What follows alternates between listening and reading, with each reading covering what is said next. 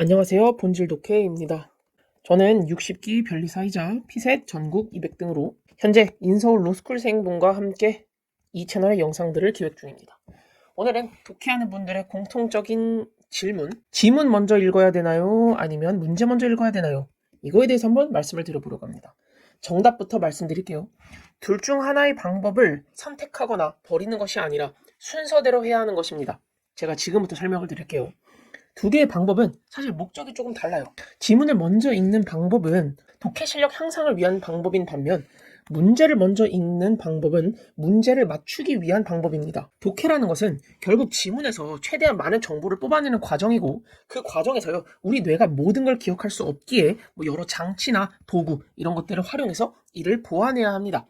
그리고 제가 기출체험반에서 말씀드리는 나만의 언어로 바꾸기, 같은 말 찾기, 장치 만들기 등의 전략을 통해 강약 조절을 해서 그 속도에 가속도를 붙여나가는 과정입니다. 한마디로 글에 만약 100개의 정보가 있다면 그 100개를 모두 꺼내야 하고 꺼내서 그것들을 주요 정보 그리고 세부 정보로 나눠가는 과정이죠. 반면 문제풀이는요. 글에 몇 개의 정보가 있든 상관없이 문제풀이에 필요한 정보만 뽑아내도 충분합니다. 여기서 큰 차이가 발생해요. 말씀드렸다시피 독해는 주요 정보와 세부 정보를 나누는 반면 문제풀이 같은 경우는요. 문제에 필요한 정보를 원해요. 수능 비문학 정도 난이도의 독해에서는요. 주요 정보랑 그리고 문제풀이에 필요한 정보에 큰 차이가 없습니다. 게다가 지문에서 나온 말을 그대로 선지로 만들기 때문에 구별하기가 엄청 쉬워요. 그렇기에 여러분들이 수능 국어는 감으로 풀어도 맞춘다라는 말이 많은 것이죠. 반면 리트 언어 이해 같은 경우는요. 독해에서 주요 정보, 세부 정보뿐만 아니라 추론해야 되는 정보까지 문제에 나오고 지문에 있는 말을 한번 꼬아서 선지로 만들기에 그냥 감이 좋아도 틀리게 되는 것이죠. 그래서 우리는 두 가지 방법을 모두 사용해야 합니다. 일단 처음 공부를 시작할 때는요. 기출문제를 주로 해서 지문을 먼저 읽고 문제를 푸는 분석 형식의 공부를 해야 됩니다. 그래서 최대한 많은 정보를 쉽게 바꿔 빼낸 후에 이를 정리해서 가지고 문제를 풀어보는 것이죠. 한 지문당 모든 단계를 시행할 경우에 최소 1시간은 걸릴 수밖에 없습니다. 만약 이때부터 문제를 먼저 보고 지문을 풀 경우는요.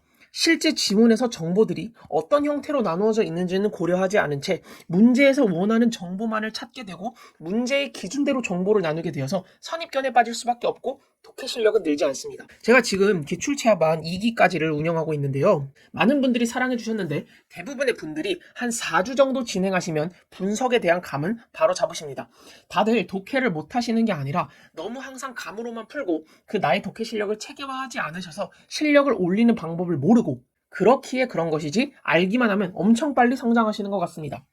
그 다음에 4에서 6주 정도 후에는 문제를 읽은 후에 지문을 푸는 방식을 같이 병행하시면 됩니다. 이때는요, 문제를 먼저 봐서 글이 어떠한 구조로 전개될지 그리고 내가 뽑아야 하는 정보가 뭔지를 한 3에서 5초 안에 파악한 후에 지문을 들어감으로써 내 강약 조절을 강화하고 지문을 더 쉽게 풀어낼 수 있을 겁니다. 제가 한번 예시를 보여드리도록 하겠습니다. 이 문제는 24년 리트 10에서 12번 철학, 토마스 아퀴나스의 명제 철학 관련된 문제입니다.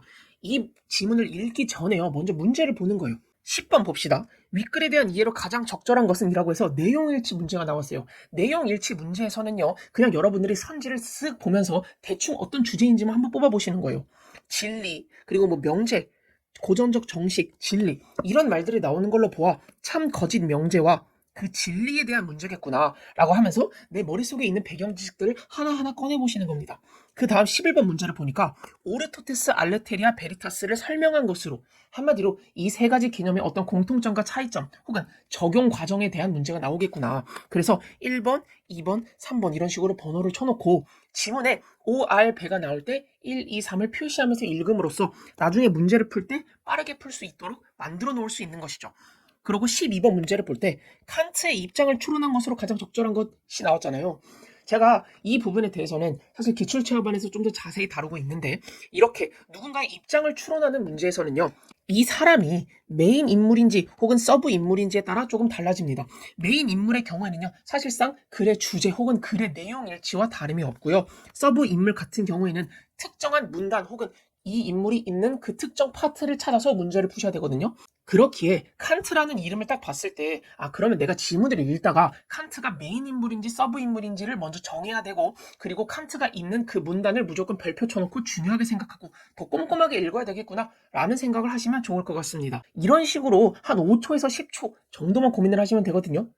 물론 이 과정은요, 분석 실력 자체를 많이 올린 후에 해야 하고 같이 병행해야지만 최고의 효과를 내는 것이지, 막 처음부터 문제 읽고 지문만 빠르게 읽어서 문제를 풀려고 하면요, 분명 시험장에서 호되게 당할 가능성이 높습니다. 그렇기에 제가 말씀드린 방식으로 3회독을 진행하시면 되는데, 1회독 같은 경우에는 기본 문풀과 분석을 병행하시면 될 것 같고, 2회독은 사실 1회독과 마찬가지입니다. 근데 아마 한번 읽어본 지문이라서 시간이 많이 빨라져 있겠죠?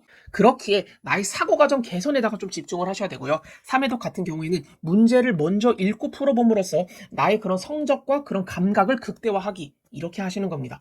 이 중에 1회독을 저와 함께 기출체험반에서 해보시면 좋겠습니다. 오늘도 들어주셔서 감사합니다.